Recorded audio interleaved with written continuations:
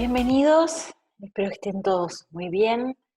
Les doy la bienvenida a este curso o esta charla que hemos organizado sobre el tema de precios de transferencia. La propuesta viene desde el Centro de Graduados de la Universidad de Buenos Aires, a quien le agradezco mucho al centro y a sus autoridades la invitación para hablar un poco de esto de precios de transferencia, que es un tema, un subtema, digamos, dentro del impuesto a las ganancias, pero dada su importancia, su extensión y la significatividad que tiene en el mundo en la materia de los que estamos en cuestiones de las ciencias económicas, bien amerita dar un temario especial. En la carrera, en la facultad, no existe como tema en sí mismo, sino que se da brevemente dentro del impuesto a las ganancias, y entonces nuestra percepción como especialistas en la materia, cuando hablamos con colegas o cuando buscamos profesionales que quieren trabajar con nosotros, nos encontramos con que el tema no es del todo conocido, excepto que alguien haya tenido que entrar en el problema por una cuestión laboral o porque, bueno, entró a trabajar en algún lugar donde se hacía. Entonces creemos que desde la perspectiva de cualquier perspectiva desde la cual se practique la profesión, sea como asesor, como funcionario dentro de una organización, sea trabajando desde el fisco, o sea teniendo una empresa propia, un emprendimiento, es necesario tener idea de qué se trata esto. Y ese es el objetivo con el cual hacer esta charla, como darles una idea completa acerca de qué se trata, qué cosas tienen que tener en su cabeza dando vueltas como para alertarse de que esta es una situación que tiene precio de transferencia en la cual se debe trabajar en materia de precios y que se deben hacer cosas, presentaciones y cuáles son las cuestiones que hay que cuidar. Claramente no es esta una charla para especialistas, ni para aquellos que, o sea, si es alguien que quiere entrar en el tema y quiere saber de qué se trata y se le podría llegar a gustar, perfecto. Y todos aquellos que piensen que eh, tener esta información puede servirles para desarrollar su profesión o su emprendimiento con impecables conocimientos sobre el tema. Así que vamos a comenzar. ¿De qué vamos a hablar? Vamos a hablar del... Voy a achicar un poquito mi imagen. Perfecto. Vamos a hacer una introducción, vamos a hablar de los lineamientos de la OCDE y de lo que dice la legislación argentina en el tema. ¿Qué pasa con la introducción? ¿Qué significa precios de transferencia? Vamos a empezar por el principio. ¿Qué significa precios de transferencia? Pues bueno, precios de transferencia es el precio de las transacciones realizadas entre sociedades vinculadas, una en el país y otra en el exterior, tales como matriz y subsidiaria, o como sociedades afiliadas, que son como las que serían hermanas en una estructura societaria. Es decir, que no es ni más ni menos que el precio al que se transfieren bienes y servicios sociedades que están relacionadas o vinculadas. Utilicemos relacionadas y vinculadas, pensémoslo para esta charla, como términos equivalentes. ¿Qué son esas transacciones? ¿A qué transacciones se refiere? Bueno, se refiere a todas las transacciones. Eh, por supuesto, solo aquellas que tienen impacto en los resultados de las empresas. Es decir, si hay una transacción que no tiene impacto, por ejemplo, un aporte de capital que no impacta en resultados, eso no es una transacción alcanzada por las normas de precio de transferencia. ¿Qué tipo de transacciones tenemos entonces? Bueno, todas. Impo y expo de servicios, de bienes, transferencias de intangibles, préstamos, aún cuando no estén contabilizadas. Sumamente importante este tema del aún no están contabilizadas. Porque ¿qué es lo frecuente? Voy a una empresa y me dicen, no, bueno, yo importo, exporto, presto servicios, todo aquello que no están facturados, ¿no es cierto? Pero resulta que la persona que me da la tarjeta dice que es el control regional. ¿De qué región? Y la región resulta que es Argentina, Uruguay, Paraguay, Chile. Antes era mucho más frecuente que ahora, nuestras circunstancias nos han llevado, las circunstancias país, a que esto ahora no sea tan frecuente como antes, pero si vamos unos 10, 15 años para atrás, lo más normal es que la región del sur de Latinoamérica, no incluyendo Brasil por tema de idioma y por el tamaño en sí mismo de Brasil, pero en general era manejado de Argentina. Y teníamos la tarjetita del controller que decía controller del South American Cone o algo parecido, pero resulta que su sueldo estaba todo en Argentina, se deducía todo en Argentina. Y la pregunta es, pero si vos sos controlo regional, entonces parte de tu gasto tiene que ver con la dirección de Chile, de Brasil, de Uruguay, de Paraguay, bueno, podría ser Brasil también. Y esas son las no contabilizadas. Es decir, cuando hay operaciones que se hacen, en general están vinculadas con servicios, obviamente, porque los bienes siempre con la aduana ya tienen otra manifestación, pero como el servicio es un intangible, en general hay prestaciones que no se contabilizan, no se facturan. Y digo, no solo que salen desde Argentina, también llegan a la Argentina prestaciones no contabilizadas. Esto en Europa, y digo Europa porque es como el centro de la OCDE, la OCDE está básicamente dirigida por europeos, empezó a haber una enorme presión desde los fiscos de los países centrales europeos hacia sus empresas, diciéndole, no sigas regalando servicios, quiero que me traigas el resultado de estos servicios que están prestando. Y esto fue una gran presión para las sociedades radicadas en países receptores como los nuestros, en donde empezaron a llegar cargos por prestaciones de servicios en el exterior. Algo vinculado a aquello de los head office, pero antes eran como cargos facturados o definidos en forma muy vulgar, y ahora empiezan a ser más ajustaditos. Entonces dicen, bueno, por la prestación de soporte en materia de software de gestión, por la prestación de servicios de soporte en materia de recursos humanos, porque entonces se van aclarando estas cosas y hay muchas cosas que antes eran no contabilizadas y que ahora se facturan y por ende se contabilizan, pero sigue habiendo mucho de eso y eso también entra en materia de precios de transferencia. Vamos a hacer un poco de historia, ¿no? Con este ánimo de hacer como una iniciación en precios de transferencia. ¿Cuál es el sentido de las normas de precios de transferencia? Y bueno, el sentido es que hace unos cuantos años, digamos que por ahí estamos hablando ya por el año 70, ¿qué empezó a haber? En esos años había países como Irlanda que tenían enormes problemas para darle trabajo a su población, entonces generaron sistemas impositivos, no de paraíso fiscal, pero de extrema promoción del trabajo. Entonces, ¿qué decían? Si vos venís a Irlanda y te pones una fábrica y empleas personal, en función de la cantidad de personal empleado, prácticamente las sociedades no pagaban impuestos a las ganancias. E Irlanda, estando cerca de Europa, se transformaba en un lugar ideal para poner ahí la planta que hacía, preparaba los insumos para la distribución y de ahí los distribuía al continente europeo.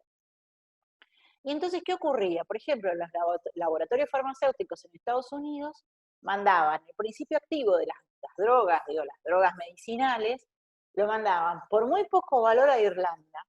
Total era que agüita dentro de un frasco, entraba a Irlanda, en Irlanda le ponían los excipientes, para hacerlo muy burdamente, lo mezclaban con agua, lo ponían en un frasco más grande, etiqueta, cartón en el idioma del país de que se trate, y de ahí salía distribuido a los países europeos al precio real de venta en el mercado. Entonces quedaba una enorme utilidad en Irlanda, quedaba muy poquita plata en Estados Unidos, y bueno, los distribuidores le darían algo razonable, o quizás nada, porque todo se quedaba en Irlanda.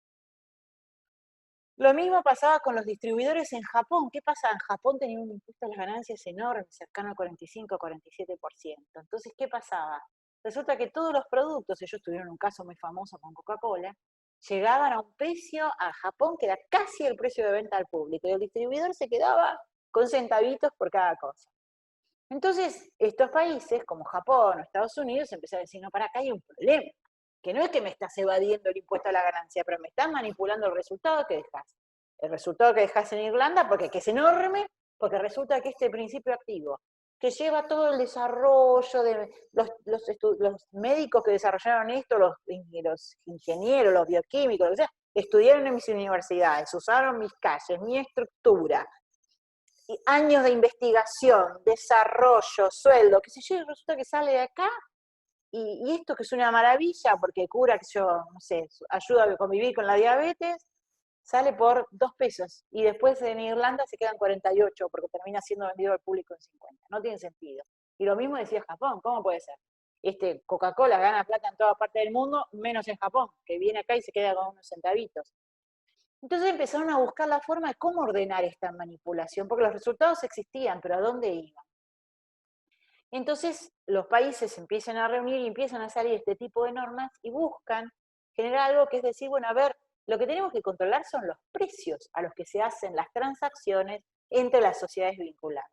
ese precio de transferencia, es esa transferencia la que yo tengo que ir a buscar y ponerle un valor que los países definen, usar el principio de asimilación a partes independientes, es decir, ponerle un valor a esas operaciones de precio, a esos precios de transferencia, equivalente al que hubieran utilizado partes independientes en operaciones comparables.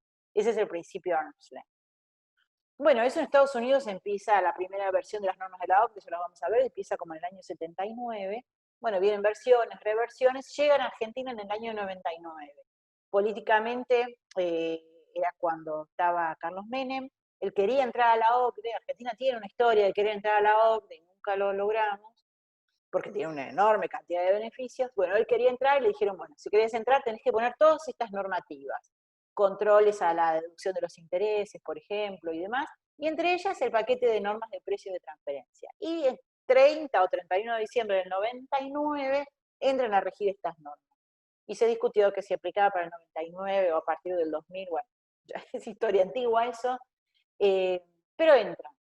Entonces la primera pregunta, yo digo, si fueras un externo, diría, che, pero ¿le sirvió al fisco argentino entrar con este paquete de normas, que además es un paquete enorme de exigencias, regulaciones y demás? Y la realidad es que sí, a mi criterio. ¿Por qué digo esto? Porque hasta las normas de precios de transferencia, lo más habitual era ver que las sociedades argentinas, sean subsidiarias de multinacionales o argentinas puras, perdían plata en ganancias. Siempre perdían, tenían quebranto, quebranto, quebranto, quebranto año 1, quebranto año 2, 3, siempre quebranto acumulado, quebrantos no prescriptos, para tirar el techo quebranto. Y a partir de las normas de precio de transferencia, la cosa poquito a poco se empezó a acomodar y ahí no se ven empresas, no hay empresas de quebrantos consuetudinarios, ¿no? Porque bueno, un año pierden, un año ganan, en general ganan, porque si en general pierden, terminan cerrando, ¿no es cierto? Y la verdad es que se terminaron ese tipo de empresas. No sé qué tipo de estadísticas se puede recolectar.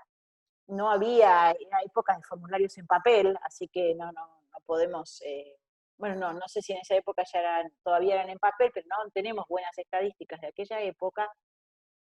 Pero sí yo afirmo, más allá de que no tengamos estadísticas, que fue súper beneficioso para el fisco argentino, porque Argentina dejó de ser un -10 en el mapa y empezó a ser un jugador que, bueno, acá tampoco podemos hacer cualquier cosa con la sutilidad. Si vamos mucho antes, esto viene de las épocas en las cuales eh, había una competencia, digamos, entre la aduana y la AFIP, porque a la aduana le interesaba siempre el precio más alto posible porque recaudaba más impuestos aduaneros, y a la AFIP el más bajo posible porque le dejaba más ganancias. La AFIP no tenía muchas herramientas en aquella época para ir a controlar los precios, había un fallo lucinian viejo del año 30 y pico, donde le sacan como todas las herramientas a la AFIP, había como una cierta desmotivación sobre el tema, digamos. Entonces nacen las normas de precios de transferencia ya con mucho trabajo en el mundo para bajar las tasas de importación, los aranceles aduaneros de importación para facilitar el comercio internacional. Entonces ya la aduana, o la posición de la aduana de me traigo el precio más alto posible porque recaudo mucho más, ya tanto no era la recaudación. Entonces ganancias empieza como a crecer en relación de importancia respecto de la recaudación por la vía aduanera. Entonces, en toda esa búsqueda de equilibrio, nace con importancia el tema de precios de transferencia. Esa es la raíz filosófica del tema. ¿Importar al fisco argentino? Sí, un montón, lo benefició un montón. ¿Por enormes y escandalosas determinaciones del fisco argentino? No, por autocorrección de los contribuyentes. Arrancando por las multi, que ya traían conciencia de ello, y después por los locales que se dieron cuenta que ya esto de hago cualquier cosa acá y me dejo las utilidades en Uruguay, o me dejo las utilidades en otros paraísos fiscales, empezaron a caer por la necesidad de darle una coherencia lógica a su actividad en Argentina. Bueno, esta es mi opinión. Claro que sí que benefició al fisco argentino. ¿Cuál es la importancia de precios de transferencia? Bueno, enorme, no necesitan que yo se los diga acá, pero bueno, a modo de completar el análisis les digo, de acuerdo con la OCDE, las multas incrementaron su participación en el comercio mundial en los últimos 30 años. Se estima que 2/3 del comercio mundial es intragrupo, o sea, son las multas mandándose sus cosas de un lado para el otro. Las multi obviamente operan en diferentes países, diferentes leyes, diferentes tasas impositivas, caso de Irlanda como yo les conté, y entonces pueden verse, y se vieron de hecho, muy motivadas a manipular los precios de transferencia para dejar utilidad en los países donde, para optimizar su situación impositiva, vamos a decirlo así. La OCDE estima que la pérdida por planificación global agresiva, esto lo dicen los considerandos de las normas BEPS, ¿no? de estas normas que buscan proteger la manipulación de las utilidades y de los precios para generar impuestos en los impuestos más baratos posibles. Y la OCDE dice que estima que la pérdida global por planificación fiscal global agresiva es del 4 al 10% de la recaudación global. O sea, de 100.000 millones de dólares a 240.000 millones de dólares. Mucho dinero, imposible imaginarse cuánto es eso en la realidad. Y el fisco argentino lo ve como una significativa fuente de recursos con toda la razón, desde cosas muy complejas como los laboratorios y las automotrices, que traen partes, no traen autos, que tienen transferencia de tecnología, como el caso de los laboratorios, tienen patentes, y de cosas mucho más simples y llanas como las exportaciones de los commodities y los granos, que vamos a ver más adelante. Ahora bien, ¿qué pasa con la OCDE? La OCDE, como probablemente saben, es la Organización para la Cooperación y el Desarrollo Económico. Es una institución a la que pertenecen un montón de países. Los más importantes son Estados Unidos y los europeos. Nosotros no pertenecemos, ahora vamos a ver una lista de quiénes están. Y tenemos en la última versión de las guías de precios de transferencia de la OCDE del 2017, las guías se llaman Guías de Precios de Transferencia para Empresas Multinacionales y Administraciones Fiscales, o sea que están hechas para todos y todas. Para el fisco, que sepa cómo administrar los recursos, que claramente son escasos, para hacer las revisiones, y para los contribuyentes para ver cómo plantearse hacia el tema. Esto fue evolucionando desde una primera versión del 1979 y ahora varias versiones. Ustedes pueden ir a la web de la OCDE, www.OECD por sus siglas en inglés, y ahí están las versiones y se pueden bajar, las pueden leer, inclusive están en español, todas las versiones. ¿Y qué dicen? En la OCDE, ¿qué hacen? Se reúnen todos estos países cuando aparecen estos problemas como los de Irlanda, Japón y infinidad de países, y entonces los países se reúnen y dicen, bueno, ¿cómo hacemos con esto? Entonces hay dos versiones. Una es hacer, para los impositivos, digo esto, un CM05, es decir, un convenio, como una especie de convenio multilateral donde todos los países deberían reunirse, ponerse de acuerdo y repartir las utilidades consolidadas de las sociedades de acuerdo con algún índice tipo nuestros coeficientes. Pero dicen, para eso todos deberíamos estar de acuerdo, todos deberíamos tener la misma legislación. La verdad es francamente imposible, digamos, en el mundo hay más de 150 países, hay algunos que ni siquiera están reconocidos como tales, por las distintas agrupaciones. En la OCDE cuando hay información, agrupan cerca de 50 países, o sea, hiper complejo. Entonces dicen, no, vamos por otro enfoque, vamos por el enfoque del Arm's Length Principle, que es el principio de asimilación a partes independientes. Arm's Length es distancia de brazo, ¿no? Se supone que a distancia de brazo había independencia y era la distancia que se le pedía en algunas agrupaciones formales. Entonces se define que el estándar internacional para aplicar a los precios de transferencia, es decir, a los precios de las operaciones entre sociedades relacionadas, iba a ser el arm's length. ¿Quiénes son los países miembros de la OCDE? Rápidamente los vemos acá, de los europeos casi todos. En Asia tenemos Corea, Japón e Israel, en Oceanía, Australia y Nueva Zelanda, y de América tenemos Canadá, Estados Unidos, México y Chile. Estos son los países miembros de la OCDE. Después están los países no miembros o cooperadores, entre los cuales nosotros estamos, porque participamos de todas las publicaciones de la OCDE. La OCDE propone en materia impositiva, digamos, convenios, los modelos de convenios para evitar la doble imposición, y propone también las normas de precio de transferencia y últimamente toda una serie de tratados y acuerdos de intercambio de información. La Argentina participa en todo eso como país no miembro colaborador. ¿Qué dicen los lineamientos de la OCDE, estas Transfer Pricing Guidelines? ¿Qué hacen? Buscan evitar la doble imposición. Por supuesto no se superponen a la legislación local porque no son legislación, son como una guía. no obligan a los miembros de la OCDE, son un marco de cooperación internacional unificado. Argentina no es país miembro, como dijimos, y otorga recomendaciones a los fiscos y a los contribuyentes. Y todos los países que tienen normas en sus legislaciones positivas que se vinculan con lo que propone la OCDE, aceptan los lineamientos de la OCDE como una referencia reconocida. Es decir, que si yo voy a un tribunal y discuto un tema y digo, pero mira, la OCDE en esta materia dice esto, esto y esto, el tribunal no me va a decir, no me importa, a mí eso no, me va a decir, bueno, que conoce esos principios, y nuestro tribunal fiscal ya ha hablado de ello y ya lo reconoce como una materia de referencia válida. ¿Qué dice el principio de arm's length?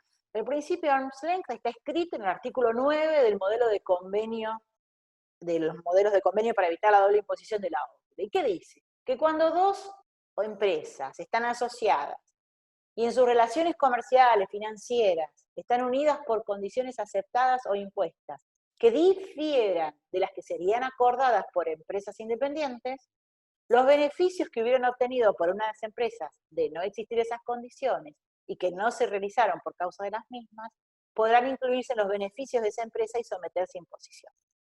En la OCDE está todo escrito así de difícil. Después que uno leyó 200 páginas se acostumbra, pero está escrita siempre así y como es muy políticamente correcto. ¿Qué quiere decir esto? Que cuando los resultados que te encontramos en una empresa están dados por o están influidos por relaciones con empresas vinculadas, y no son los mismos que hubieran obtenido si la forma de vincularse con esa vinculada hubiera sido igual a la que se hubiera establecido con un independiente, entonces estos resultados hay que cambiarlos y hay que llevarlos a los que se hubieran obtenido si hubiera operado con sociedades no relacionadas. Así que el principio rector es que los resultados que una sociedad obtiene cuando opera con una sociedad vinculada tienen que ser los mismos que si en vez de la contraparte ser uno vinculado hubiese sido un tercero independiente.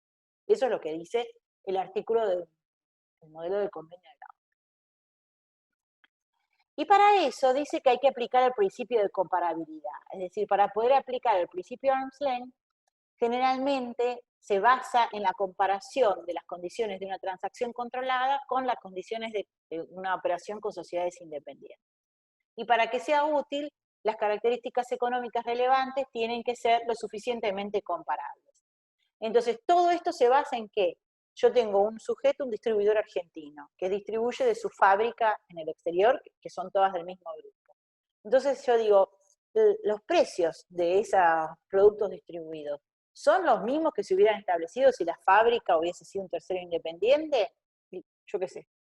Entonces digo, bueno, a ver, tengo que ir a mirar esos precios, los precios de transferencia. Entonces digo, tengo métodos para analizarlo.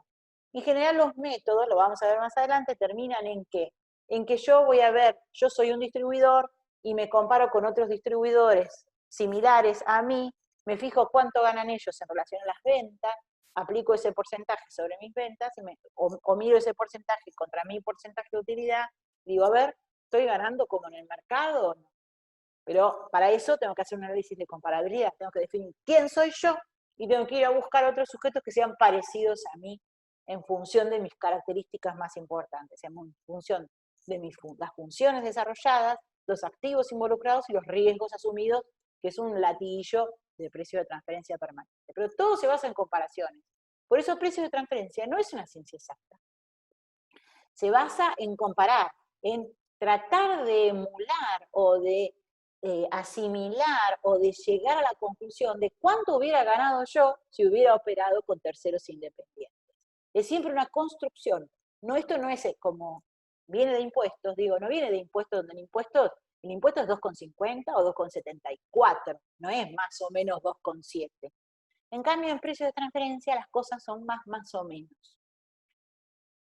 Como les decía, en precio de transferencia rige todo lo que es funciones, activos y riesgos. Yo voy a definir la comparabilidad, voy a definir si alguien es comparable a mí, ¿en base a qué? En base a si la otra parte desarrolla funciones como las mías, asume riesgos como los míos e involucra activos como los míos. Vamos ahora a legislación argentina. Todo esto que les conté era la OCDE. Ahora vamos a ver qué pasa con Argentina. Entonces, ¿qué pasa con precios de transferencia en Argentina? La pregunta es, ¿en qué casos debo cumplir con las obligaciones de precios de transferencia en Argentina? Y bueno, cuando haya operaciones alcanzadas por la norma. ¿Y cuáles son las operaciones alcanzadas por la norma? Y bueno, las operaciones alcanzadas por la norma, quiero poner el puntero láser y no me salió bien.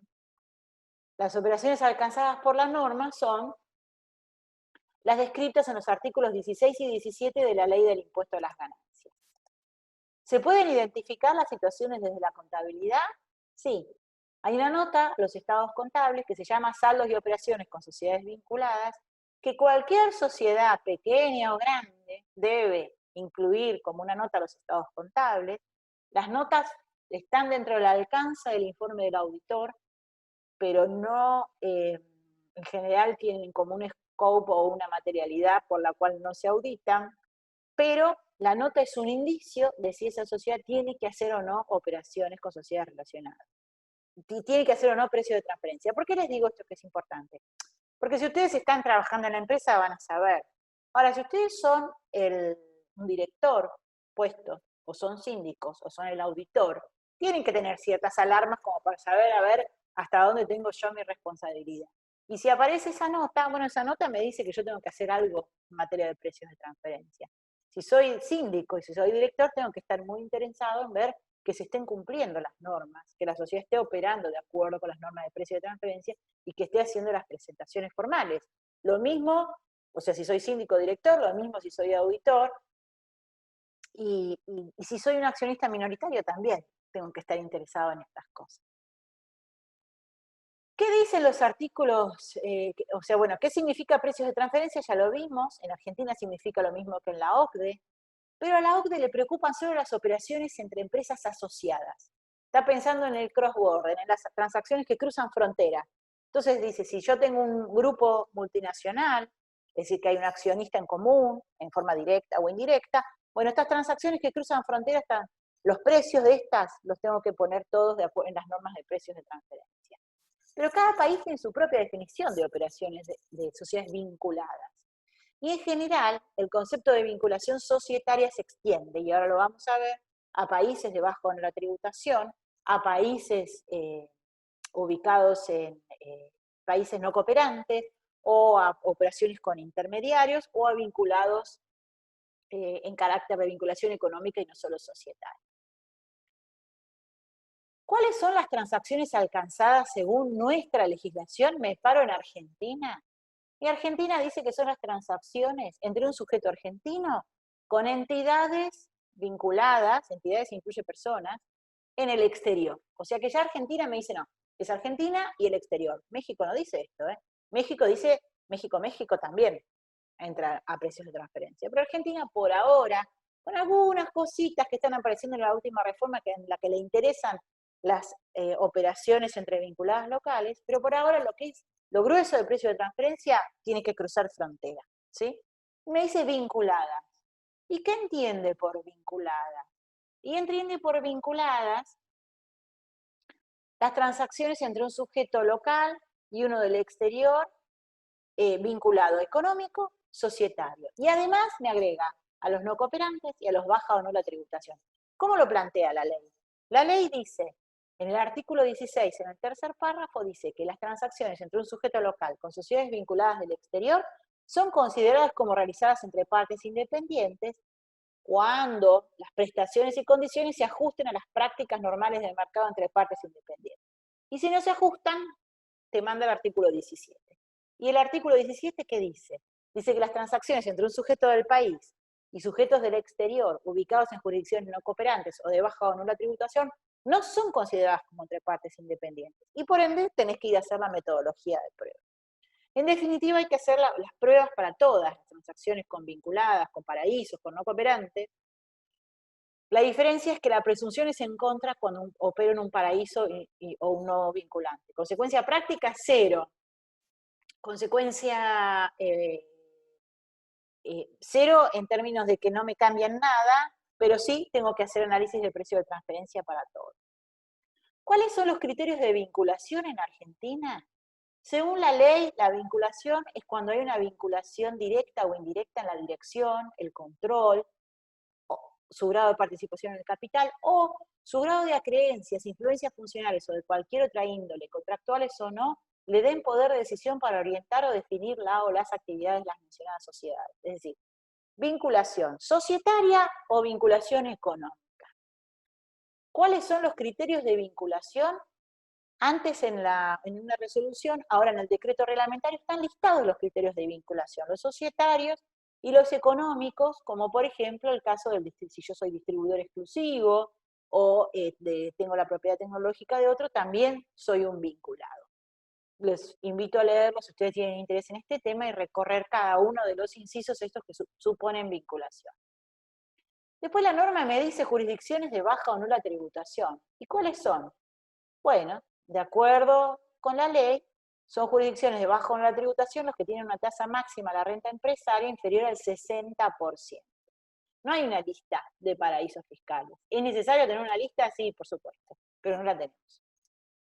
Mientras tanto, se puede usar la lista que propone la OCDE, tiene como una encuesta, una estadística de las corporate tax rates, pero ahí hay 50 países más o menos. Si no están ahí, hay que definir qué hacer. ¿Quiénes son las jurisdicciones no cooperantes? Acá sí tenemos, bajo el título Jurisdicciones de baja o nula tributación, el decreto reglamentario tiene una lista de las jurisdicciones no cooperantes, entre las cuales la única que vale la pena remarcar es la República del Paraguay. Esta es de nuestros vecinos, está como jurisdicción no cooperante y de todos modos tiene una tasa máxima de la renta empresaria inferior al 15%. Aquello de los paraísos fiscales o las jurisdicciones bajo una tributación tienen todo un debate alrededor de quiénes son y cómo los definimos, y yo lo puedo definir, pero bueno, excede un poco, no sé si excede, pero no tenemos tiempo para todo. Y luego tenemos el caso de los intermediarios. ¿Qué dice la norma? Que cuando yo hago expo e impo de mercaderías y participa un intermediario, y si el intermediario es vinculado, o el tercer sujeto del exterior, sea importador o exportador, alguno de ellos dos es vinculado, o el intermediario o el tercer sujeto, tengo que acreditar la remuneración del intermediario. ¿En función de qué? De los riesgos asumidos, las funciones desarrolladas y los activos involucrados. Y luego tenemos el tema de los intermediarios de los bienes con cotización, que son los intermediarios del séptimo párrafo, que dice que cuando yo exporto bienes con cotización, cereales, petróleo, el intermediario o el sujeto del exterior vinculado con el sujeto argentino o no, o que está radicado en un país no cooperante o paraíso fiscal, tengo que hacer una serie de pruebas y conseguir información sobre ese sujeto. ¿Qué le pasaba a la FIP hasta el año 2013? Hacía inspecciones, sobre todo en sociedades que se dedicaban a la actividad de granos, y se encontraban que todas las operaciones, en su mayoría, habían sido grabadas o facturadas y declaradas al precio casi más bajo, entre los precios más bajos de la curva de precios del año. ¿Y eso por qué ocurría? Porque muchos agroexportadores le decían que habían concertado sus operaciones en esa época. Y luego se embarcaban en otro momento. Y la AFIP, visto que como que no tenía herramientas para discutir esas cosas, lo discutió y no le fue muy bien en las discusiones, hizo una reforma en el año 2013 y estableció que cuando se exportan commodities, el precio a efectos del impuesto de las ganancias es el precio del día del embarque, no importa la concertación. Los exportadores de commodities lucharon un montón contra esta norma, lograron una modificación incluso en la OCDE, y ahora la norma, a partir de la modificación del año 2017, dice que en el caso de las exportaciones de commodities, yo tengo que completar un registro que me permita certificar mi fecha de concertación. Si no lo completo o está mal completado, tengo que ir a la fecha de embarque. Así que la experiencia fue buena, fue copiada en Latinoamérica, esta experiencia se llamaba el método del sexto párrafo, porque antes estaba en el sexto párrafo, y ahora quedó ahí medio en un híbrido y tampoco está el registro habilitado por AFIP, es una pena. Pero esto es algo que va a tener que evolucionar. ¿Qué pasa con los intermediarios del sexto párrafo, que son estos intermediarios para las expo e impo de independiente, o sea, un expo e impo de bienes con un intermediario, el intermediario es vinculado o el sujeto del exterior es vinculado? Bueno, ¿qué me dice la norma? Que yo tengo que hacer una remuneración la remuneración del intermediario tiene que ser arm's length, tiene que ser como entre partes independientes. Hay que hacer una prueba por análisis funcional y acreditar especialmente la real presencia del intermediario en el territorio de residencia, que la remuneración relacionada con la intervención en las transacciones por la información de precios de compra, venta y demás. Entonces, como les decía, respecto de la intermediación del sexto párrafo, que es cuando hay un impo y expo de bienes con un intermediario, siendo el intermediario o el tercero del exterior vinculados, uno de los dos tiene que serlo, hay que acreditar una serie de factores sobre el intermediario. Y el exceso de utilidad del intermediario va a ser ganancia de fuente extranjera. Esto es importante, es novedoso, esto es de la última reforma del 2017 que terminó siendo receptado por la RG 4717 de mayo del 2020, e implica que cualquier transacción donde yo ponga un intermediario va a merecer un análisis adicional en la medida en que se verifique que el intermediario o el sujeto del exterior tienen una vinculación con el sujeto local.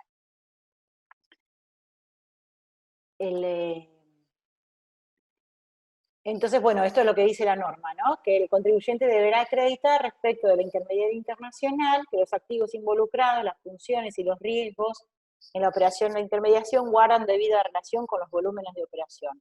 Mucho se especuló en su momento con que esto iba a tener un monto o un porcentaje dentro del cual no iba, lo que se llama un safe harbor o puerto seguro, como diciendo, si el intermediario gana el 5%, o no más del 5%, bueno, entonces no hay que hacer nada. Y las pruebas empiezan la necesidad de generar pruebas empiezan a partir de que supere el 5%. Pero esto finalmente es la versión definitiva de la resolución, está bien que se lo pedían en la resolución y podría haber estado en el decreto o en la ley, ¿no? Pero la versión final de la resolución no salió, y los mínimos que hay para no no generar tanta documentación son muy bajos, están en pesos, y esto se refiere a impo y expo de bienes, con lo cual todo va en divisa, ya sabemos lo que ocurre con nuestra moneda, así que prácticamente no existe ese mínimo. ¿Y qué pasa con los intermediarios del sexto párrafo? Que son los viejos del sexto párrafo, que es las operaciones de exportaciones de commodities con un intermediario. Entonces, para estos hay que aportar una prueba idéntica a la del sexto párrafo y además registrar los contratos en el formato que prevé el decreto reglamentario, so pena de usar la cotización del día de la carga, que esto es lo que ya les expliqué antes. ¿Qué pasa? El registro de contratos no está. Tendría que estar bajo la órbita de AFIP, en un sitio web. Hay muchos temas entiendo yo, de problemas de alcance de la información, los portadores no están de acuerdo con el formato del decreto reglamentario porque dicen que ellos hicieron una propuesta y la que salió fue la propuesta de la DGI, y bueno, ahí estamos en esas discusiones. Y la verdad es que el sistema anterior era muy bueno porque era muy práctico, pero no era bueno porque si yo operaba con un sujeto del exterior, con un intermediario, y todo, en general todo esto se hace con los intermediarios, sobre todo los más chicos lo hacen con intermediarios, no tenía forma de salir del precio del día del embarque. Y era como una apuesta, porque nadie podía saber cuál era el precio del embarque, si la operación verdaderamente se concertaba el día de el precio se acordaba verdaderamente en un día anterior. Entonces, nos fuimos como de un extremo al otro, ¿no? Cuando yo podría generar algún registro de validación de los contratos con los precios y darle un margen de relación sobre el valor de mercado, y nos fuimos al extremo del día del embarque, y bueno, vamos y venimos, y ahora estamos ahí medio como en un intermedio, porque el registro de los contratos no existen, con lo cual teóricamente vuelvo a poder usar el precio del día de concertación, pero ¿cómo lo pruebo? Y el registro dónde está, es la pregunta, ¿no? Entonces, como un resumen, ¿cuáles son las transacciones alcanzadas en Argentina en materia de precios de transferencia? Y bueno, las transacciones con vinculados, en su definición ampliada, vinculado societario, directo o indirecto, y vinculado económico, distribuidor exclusivo, comparto directores, me da la propiedad tecnológica, único cliente, único proveedor, principal cliente, proveedor, etc. Más, si el sujeto del exterior está en una jurisdicción de bajo en la tributación, si está en una jurisdicción no cooperante, más las operaciones con intermediarios. Todo este universo me lleva a precios de transferencia. Ahora vamos a ver un poquito y muy rápidamente, por los objetivos de este curso, cuál es la documentación en materia de precios de transferencia.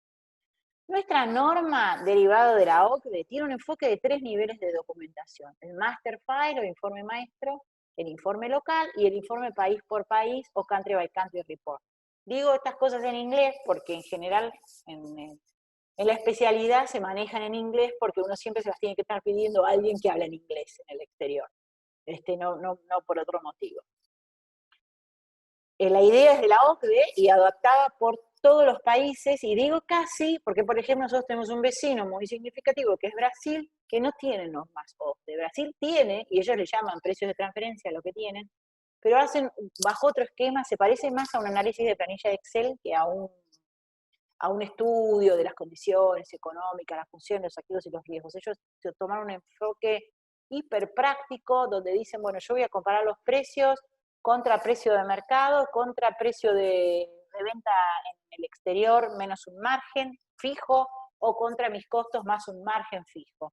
Se analizan, se toma el que más le conviene al contribuyente y siempre da un ajuste. Es un ajuste más de ganancias, como si dijéramos el ajuste de la evaluación de los inventarios. Bueno, tenemos el ajuste de evaluación de precios de transferencia. Por eso digo casi. ¿Cuáles son las obligaciones formales que nos plantea la fresquísima 4717, que es de mayo del 2020? Bueno, nos plantea que tenemos que presentar un formulario. Ahora un único formulario, antes teníamos como 5, por operaciones con vinculadas, no vinculadas, países bajo en la tributación. Sí, tuve operaciones de más de 3 millones de pesos con ellos, o individuales por 300.000.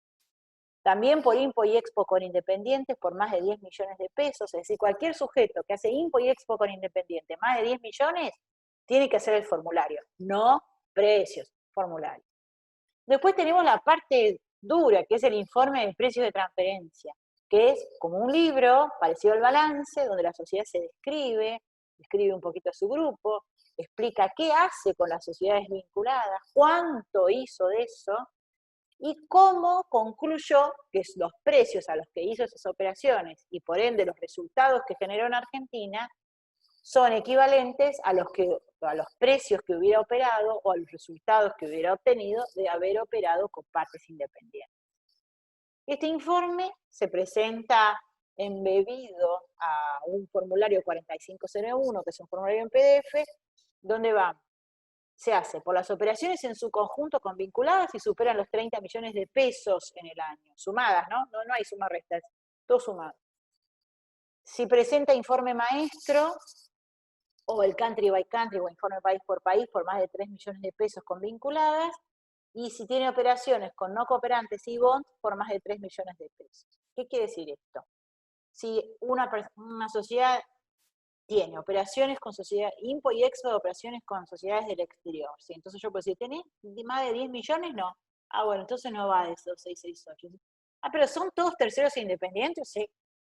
Ah, pero ¿tenés países fiscales? No. Pero a ver, dame el listado, y aparece Paraguay. Entonces, si yo tengo Paraguay, voy a tener que hacer el informe de precios de transferencia si operé más de 3 millones de pesos. ¿Por qué? Porque está en el listado de no cooperantes del decreto. Si tengo operaciones con intermediarios, siendo el intermediario vinculado o el sujeto del exterior vinculado, voy a tener que conservar documentación acerca de las constancias que acrediten su real presencia, acerca de a qué impuestos está sujeto, y si operé más de 30 millones de pesos, le tengo que pedir los estados contables auditados y la certificación de los precios de compra, venta y remuneración que le quedó por lo que operó conmigo. ¿Complejo? Sí.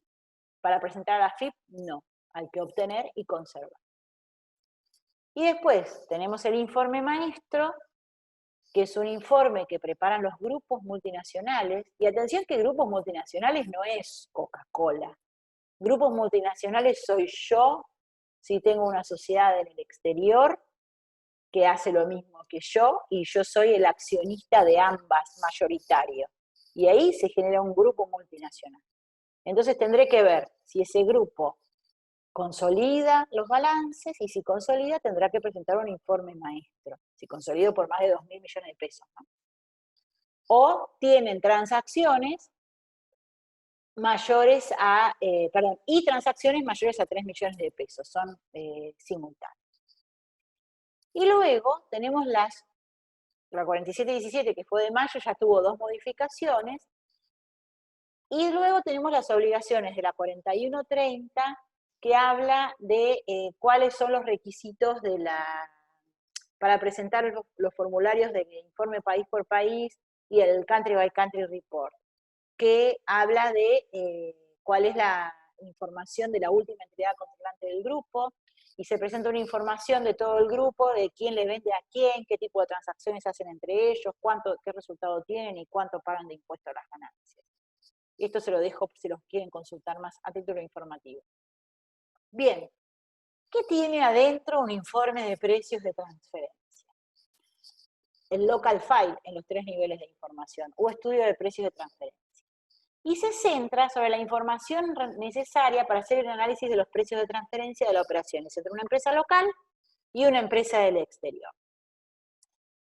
¿Qué tiene adentro? Datos financieros relevantes de las operaciones de que se trate, un análisis de comparabilidad, es decir, yo digo, bueno, yo hice esto, y ¿cómo es mi operación? La tengo que explicar para ver de dónde saco operaciones comparables a las mismas. Elijo la forma de analizarlo y elijo de las formas disponibles, elijo el más apropiado. El anexo 1 de la 4717 tiene todos los contenidos mínimos, es un listado de titulitos que deben encontrarse en los informes que se presentan ante la AFI, o informe de precio de transferencia o estudio de precio de transferencia, es indistinto. Entonces, yo describo mi operación y se hace un análisis de comparabilidad. ¿Cómo es el proceso tipo de un análisis de comparabilidad? Bueno, se determinan los años incluidos en el análisis. Es decir, puede ser que yo esté haciendo una actividad minera y diga que en realidad yo voy a analizar para mis comparables muchos años, porque conocer ese mercado y conocer los resultados de ese mercado me implica el análisis de varios años. ¿Y cuál año mío voy a analizar? ¿Es el 2018? ¿Es el 2019? ¿Es un año irregular? Se analizan el conjunto de circunstancias del contribuyente. Estamos en pandemia, fue un buen año, este año tuvimos que ampliar la planta, entonces tuvimos alta capacidad ociosa. ¿Dónde está parado el contribuyente? Es como poner en tiempo y espacio a quien lee de lo que está leyendo. Y se hace un análisis de funcional, donde se le selecciona la parte de objeto de análisis, el método de determinación más apropiado y otros factores. Nuestra norma nos obliga a hacer los análisis sobre el sujeto local, o sea que el sujeto analizado siempre será Argentina. Entonces yo digo, yo tengo un argentino, volvemos al distribuidor, digo, bueno, voy a analizar un distribuidor.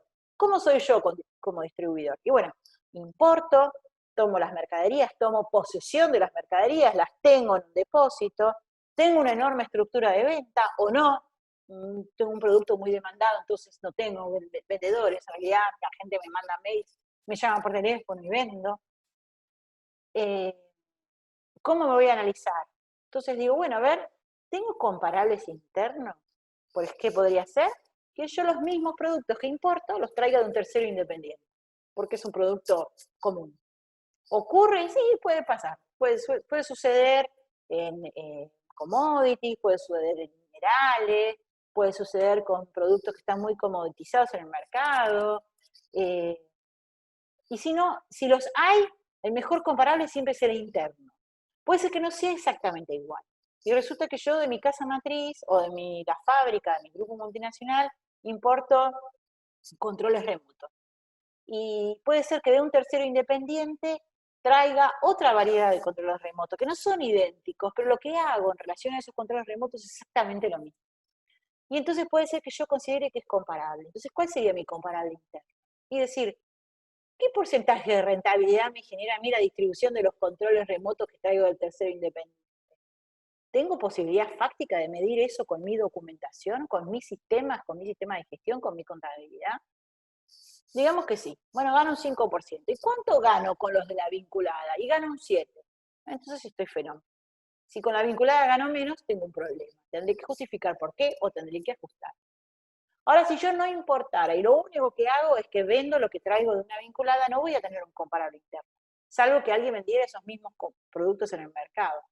Pero va a ser más difícil, claro, conseguir precios de controles remotos, porque ahí sí entra acá. Es muy importante las características del control. Por ahí lo que yo hago para distribuirlo no cambia en nada, pero sí cambia que si este sirve para los aparatos de una marca o para los aparatos de otra marca o qué sé yo. Entonces yo tendré que buscar fuentes de información de comparables externos. ¿Y cuáles serán los comparables externos? Después vamos a ver algo sobre de dónde saco los comparables. Y tendré que ver cómo lo analizo.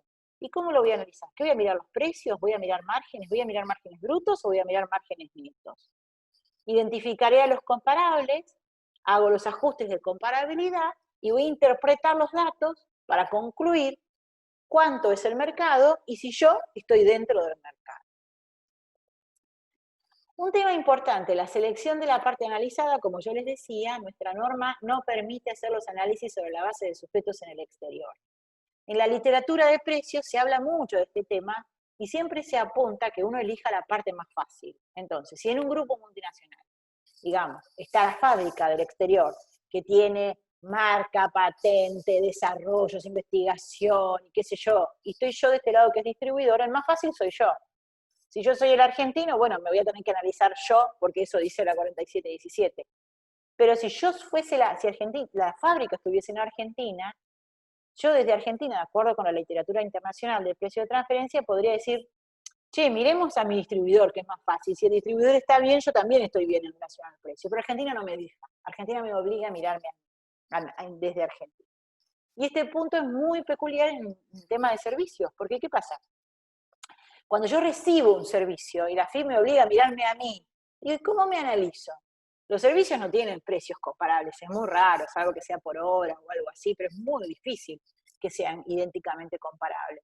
Entonces la lógica sería que yo, para medir si el servicio tiene un precio de mercado, es que vaya al que lo produce, me fije qué costos tuvo y le agregue un margen y mire si ese margen es de mercado. Pero si yo estoy del lado del receptor, no sé nada de todo eso.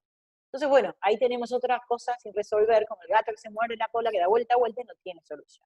El perro que se muerde la cola.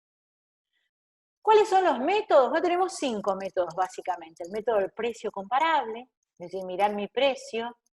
El método de precio de reventa, que significa mirar el margen de la transacción. Por ejemplo, en la distribución, yo podría decir, yo acá en Argentina compro y revendo, miro el precio al que vendí y qué margen me dejó. Margen bruto sobre la venta. Como la venta es con un tercero independiente, ese margen es válido y eso lo comparo contra el mercado.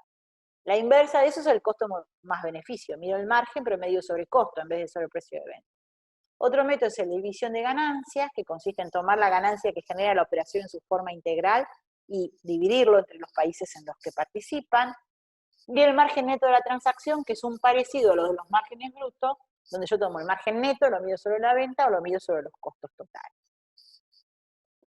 Voy a seleccionar el método más apropiado. ¿Más apropiado en función de qué? En función de mi estructura comercial, la calidad de información, es decir, si yo tengo precios de los controles remotos, voy a decir, ¿tengo controles remotos idénticos al mío? Bueno, si los tengo y tengo buena calidad de información, capaz que el mejor método es eso. Ahora digo, pero no sé muy bien, me parece, no tengo operaciones, tengo cotizaciones. Bueno, entonces capaz que mejor voy a otro método que me asegure una mejor comparabilidad. Siempre el más apropiado es el que me permite ajustar más la comparabilidad. ¿Y qué hago? Voy a hacer una búsqueda de los comparables. ¿De dónde los voy a sacar?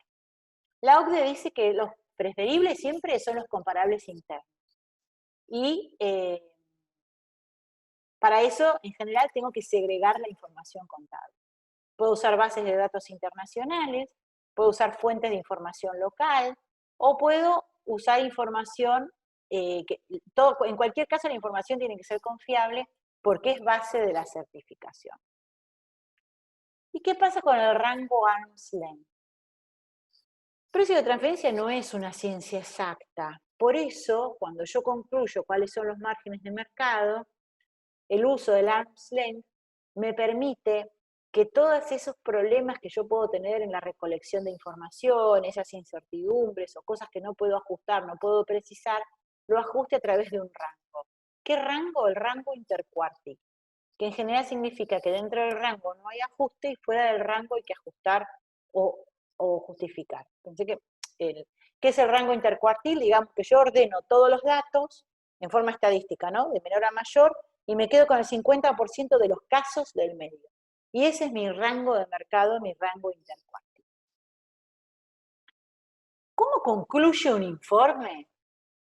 Concluye que, si por ejemplo, en un análisis del método del margen, método de la transacción, yo tengo acá la sociedad analizada, la IUNFRA de Isabela que obtuvo estos márgenes de rentabilidad, 15, 15 y 13, 2017, 18 y 19. Yo tengo que mirar, según mi norma, que el año bajo análisis, el 19, sea equivalente al rango intercuartil de los comparables. Acá tengo mis comparables, acá armo un rango intercuartil y armo exactamente, defino primer cuartil.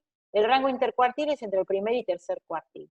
Voy a hacer un promedio de los últimos 3 años, como para abarcar un ciclo de negocio, entonces digo que entre el 8 y el 11% es el rango intercuartil. ¿Cuánto gané yo en el 2019? 13,52. Estoy perfectamente por encima del tercer cuartil. Estoy más cerca del máximo de lo que yo considere de mercado.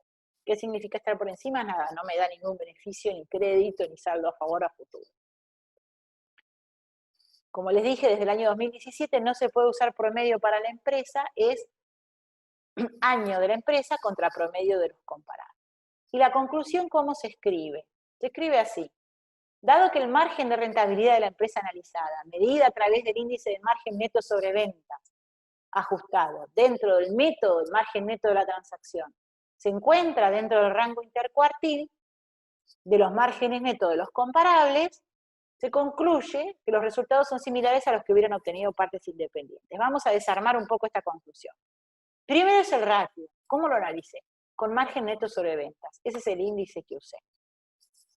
Luego es el método. ¿Qué método usé? Usé el método del margen neto de la transacción.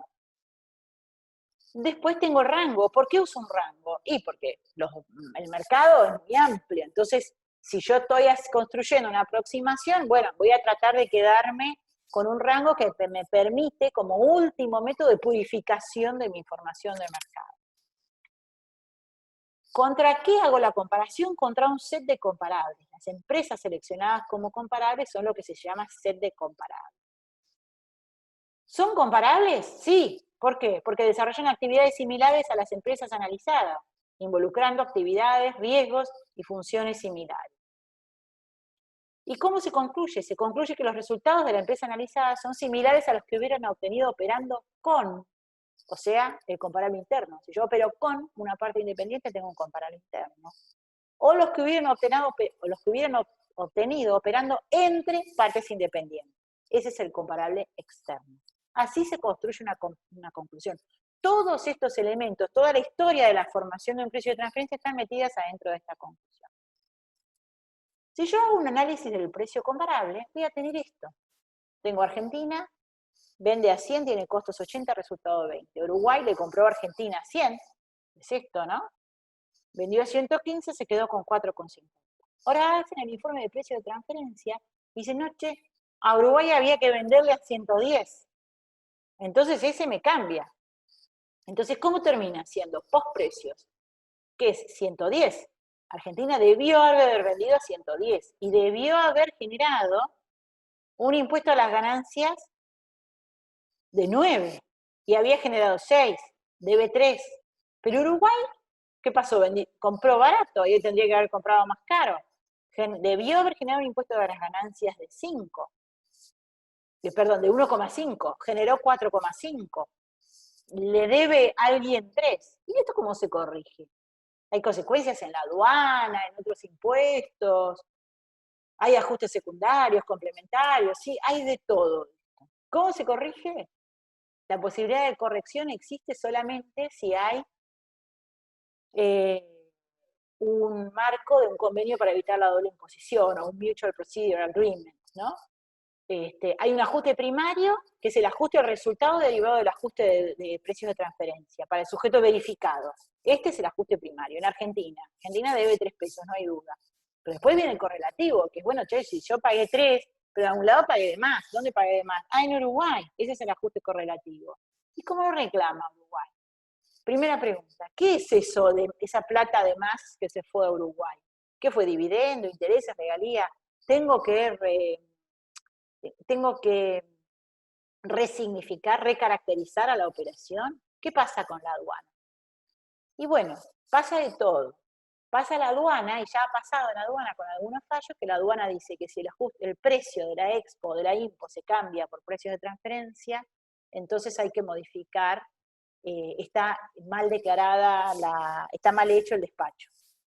Porque el precio que vale es el precio real de la operación, que es el precio de precios de transferencia, al que se concluyen los informes de precio de transferencia. ¿Puedo reclamar en Uruguay el impuesto pagado en exceso? Sí, a través del convenio. Tengo que hacer una presentación al fisco argentino para que llame al fisco uruguayo, se pongan de acuerdo y alguien me devuelva la guita en Uruguay. ¿Hay consecuencias en otros impuestos? Por ahora no, la operación tendría que ser recaracterizada, pero podría haber en el IVA, podría haber con los derechos de exportación, de hecho hay con los derechos aduaneros. Así que estamos frente a un tema hiper complejo. Esto que se los estoy contando así chiquitito y un poco en voz baja, como para no plantearles demasiadas dudas, pero quiero que tengan en cuenta que no es tan alegre hacer un ajuste de precio de transferencia, puede tener implicancias posteriores, con lo cual lo mejor es siempre trabajar proactivamente y en forma contemporánea con el desarrollo de las transacciones, porque no es que la solución es hacer el ajuste de precios. Capaz que si son servicios sí, pero con precios es bastante más delicado el asunto. Y bueno, ¿cómo evaluamos el proceso? Ya llegándonos al final. Evaluamos que el precio de transferencia no es una ciencia exacta, la OCDE lo dice cada 2 hojas más o menos. El objetivo de precios es producir una aproximación de las condiciones que se hubieran establecido entre empresas independientes. Imagínense que estamos como creando ficción, ¿no? Nosotros estamos frente a una operación que hicieron 2 empresas vinculadas y queremos saber cómo se hubiera hecho si se hubiera hecho entre partes independientes. Hay un condicionamiento fundamental para la definición del método y para la evolución del informe, que es la disponibilidad de información propia y de los comparados, la calidad de la información, la cantidad de ajustes que haya que hacer en función del método, porque puede decir, mira, yo hago lo mismo con un tercero, pero resulta que al tercero le doy otras garantías, lo prefinancio o no lo financio, o tengo otra forma, no es FOB, es SIF. Entonces, nunca las operaciones no son sencillas, y el peor elemento es que las cosas que se hacen entre vinculadas no se suelen hacer entre terceros independientes. La misma empresa no lo hace porque no se hacen esas cosas entre independientes. Entonces, la disparidad del resultado normal propio puede modificar el método. ¿Qué quise decir con esto? Que puede ser que yo hago toda una evaluación y me convenzo de que tengo que ir por el precio de reventa, busco otros distribuidores de controles remotos, llego y me encuentro con que todos los otros distribuidores de controles remotos ganan el 25% y yo gano el 5%. Pero yo, empresa, estoy convencida de que estoy haciendo bien la operación. Entonces, ¿qué pasará? Pasará que quizás no son comparables los comparables, que tengo que empezar a pensar. O puede ser a la inversa, que yo gano el 20 y los otros ganan el 5. Algo no está bien, no es lógico. O encuentro un rango que uno gana el 5, el otro el 27, o tengo un grupito en el 5, otro el 27, algo no está bien. En general los que se dedican al mismo negocio tienden a tener utilidades similares. Similares cuando digo, si están en el 5, van del 3 al 8, no van del 3 al 26. Eso quiere decir que hay algo con los comparables, cosas vinculadas con tecnología o con servicios adicionales, o con que se está prestando más de una operación. Es muy clásico el caso del distribuidor argentino de una multi, que está acá y se plantea como distribuidor. Y seguramente no es solo distribuidor, porque tiene una enorme fuerza de ventas, entonces además de distribuir está construyendo marca o construyendo un intangible o desarrollando una función de comercialización y marketing muy importante que no alcanza con valorizarla como un mero distribuidor.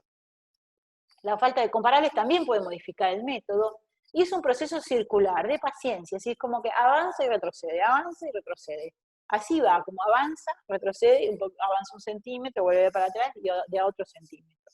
Porque es en ese proceso de recolección de información donde uno va evaluando todo el tiempo cuál es el mejor método, cuál es la mejor, cómo se genera la mejor prueba. Bueno, y hasta aquí llegamos, les agradezco un montón, sé que es muchísima información, pero la idea de este curso es que fuese una introducción a precios de transferencia, que tengan una idea de qué se trata, de dónde viene, qué tiene que ver la OCDE con todo esto, cuál es el set de obligaciones formales, y fundamentalmente lo que a mí me dejaría muy tranquila en mi conciencia es que esto sirva para que, no importa el rol desde el cual ustedes se vinculen con la actividad económica, tengan presente que este tema existe y que puedan tomar las medidas que les permitan trabajar y desarrollar su trabajo desde su lugar, midiendo la responsabilidad y morigerando su responsabilidad y tomando las acciones necesarias para que su trabajo esté verdaderamente bien hecho. Así que les agradezco mucho y quedo a su disposición.